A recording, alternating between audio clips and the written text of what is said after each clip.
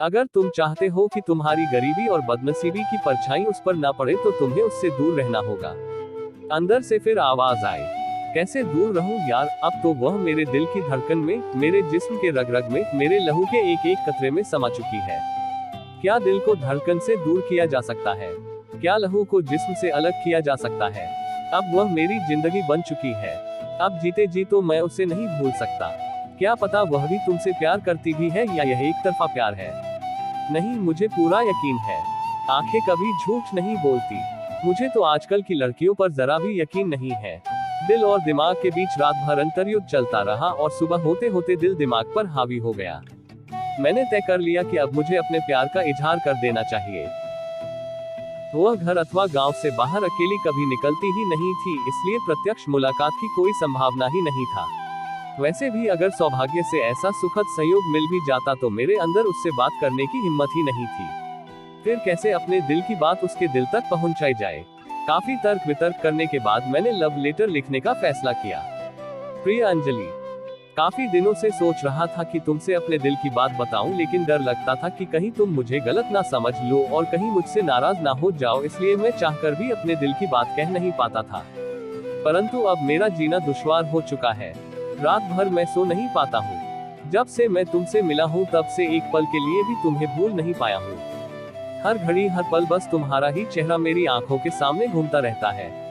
समझ ही नहीं आता कि क्या करूं, कैसे तुम्हें अपने दिल की बात बताऊं। लेकिन आज अपने दिल के हाथों मजबूर होकर तुम्हें अपना पहला प्रेम पत्र लिख रहा हूँ। उम्मीद है तुम मेरे दिल के जज्बातों को जरूर समझोगी। अंजलि, मैं तुमसे बहुत बहुत बहुत प्यार करता हूँ। मैं तुमसे इतना प्यार करता हूँ कि उसे शब्दों में बयां नहीं कर सकता।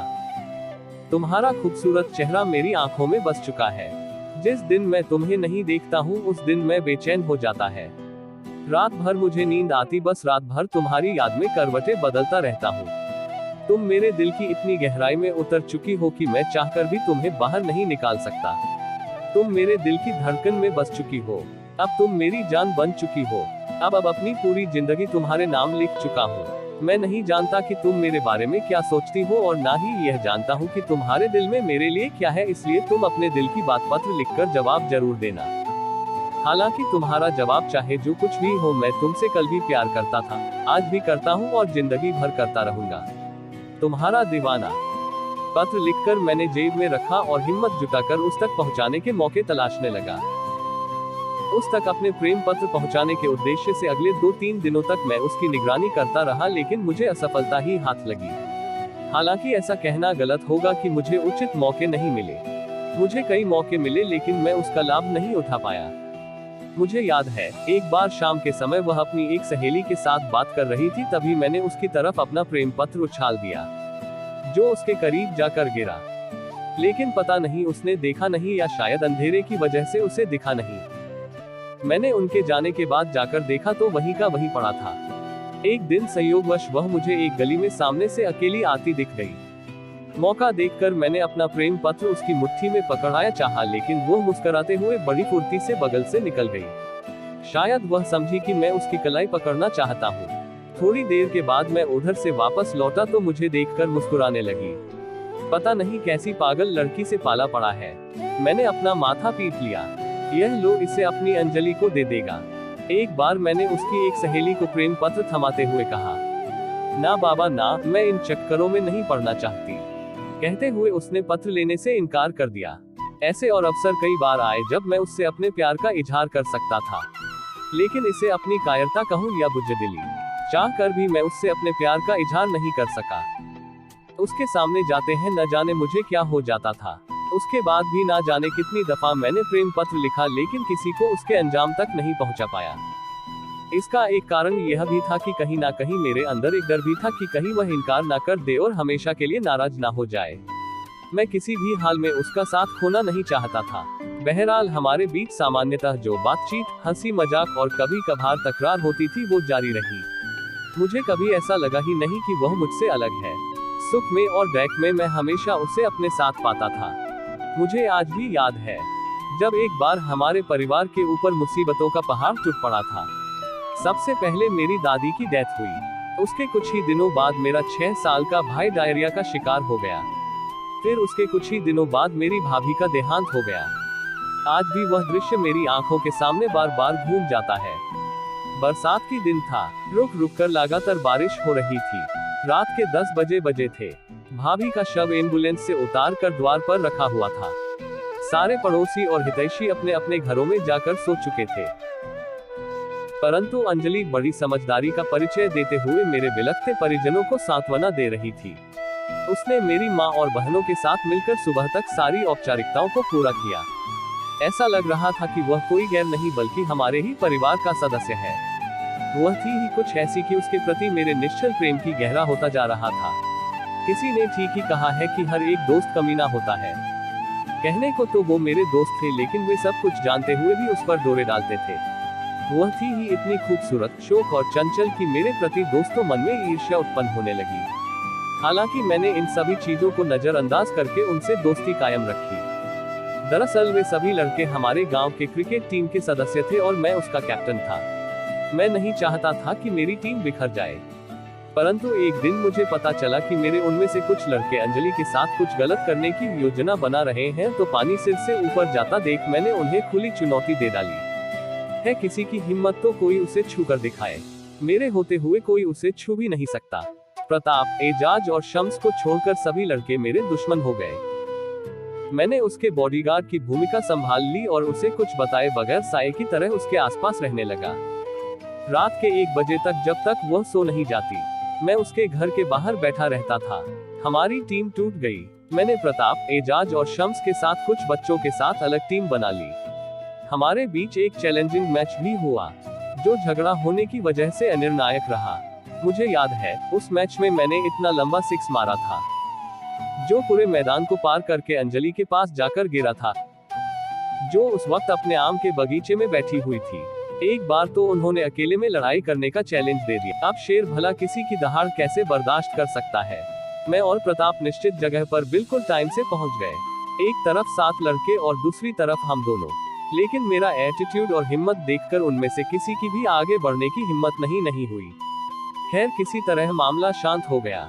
उसके बाद आगे फिर से किसी ने कोई हिमाकत करने की कोशिश नहीं की। उन दिनों अगल बगल के गांवों में अक्सर महायज्ञ और अष्टयाम जैसे धार्मिक आयोजन होते रहते थे। ये धार्मिक आयोजन हमारे लिए वृंदावन हुआ करते थे। चाहे कैसा भी मौसम क्यों ना हो, वह अपनी सहेलियों के साथ जरूर जाती और वहां हम दोनों को एक दूसरे की सूरत को नजरों में उतारने का भरपूर मौका मिलता। मुझे याद है, जब हम बगल के गांव में रात को कृष्ण लीला देखने जाते थे, हमारा और उसका सीट बिल्कुल पक्का होता। हम पुरुषों के पंडाल में और वो महिलाओं के पंडाल में बैठती थी, लेकिन हम प्रतिदिन एक ही जगह पर बैठते और ऐसी जगह पर बैठते कि हम एक दूसरे को देख सके। पूरे 5 घंटे सारे दर्शक राधा और कृष्ण के रासलीला का आनंद लेते और हम दोनों सारी दुनिया को भूलकर एक दूसरे की आंखों में खोए रहते। वो मेरे जिंदगी के सबसे बेहतरीन पल है, जिन्हें मैं कभी नहीं भूल सकता। राधा और कृष्ण की तरह हमारा प्यार भी गांव की लड़कियों और लड़कों में मशहूर होता जा रहा था। भले ही हमारे बीच अकेले में मुलाकातें नहीं होती थी, लेकिन हमारे नैना हर पल एक दूसरे से बातें करते रहते थे। यद्यपि मैं रात को अक्सर सपने जरूर देखता था कि वो बगीचे में मेरे सीने से लगी हुई मेरे बालों को सहला रही है।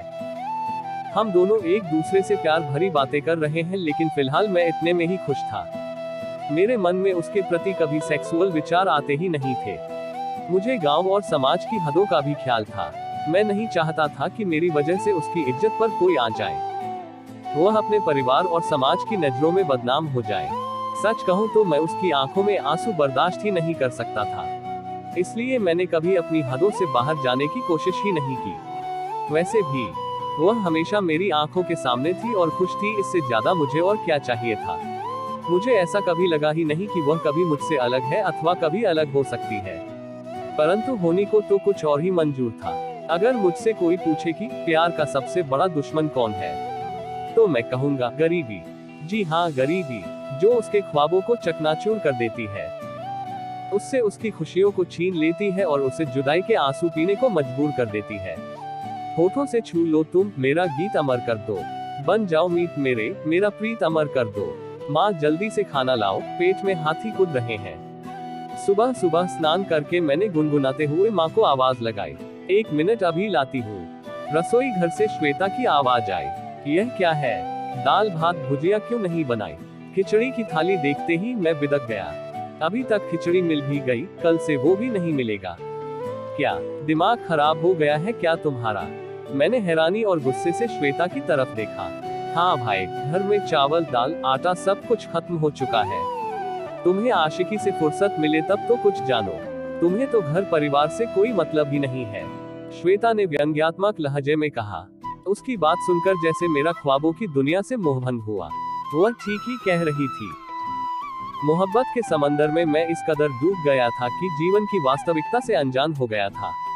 पता नहीं ये जिंदगी मुझे कहाँ लेकर जाएगी। कलाई पर गुदे उसके नाम को सहलाते हुए मैं बस यही सोच रहा था। कभी कभी जिंदगी हमें ऐसा वक्त भी आता है जहां हमारे सामने केवल एक ही रास्ता बचता है। यहाँ भी मेरे सामने केवल एक ही विकल्प बचा था, अपने बिखरते हुए परिवार को बचाना। मुझे कुछ ना कुछ करना ही होगा।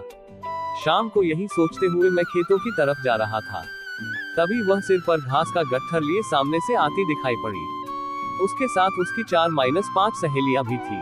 थोड़ा करीब आने पर मैंने देखा कि उसके दोनों गाल सूजे हुए थे, जिसे वह अपने दुपट्टे से ढकने की नाकाम कोशिश कर रही थी।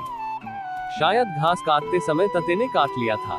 अरे ये क्या बंदरियों जैसी शक्ल बना रखी है, मैंने उसे छेड़ते हुए कहा। रुको अभी बताती हूँ। एक तरफ घास का गट्ठर फेंकते हुए वह मेरे ऊपर झपटी, परंतु मैं तो पहले से ही भागने के लिए तैयार था। कुछ दूर जाकर बंदर की तरह मुंह फुलाकर उसे फिर से चिढ़ाया।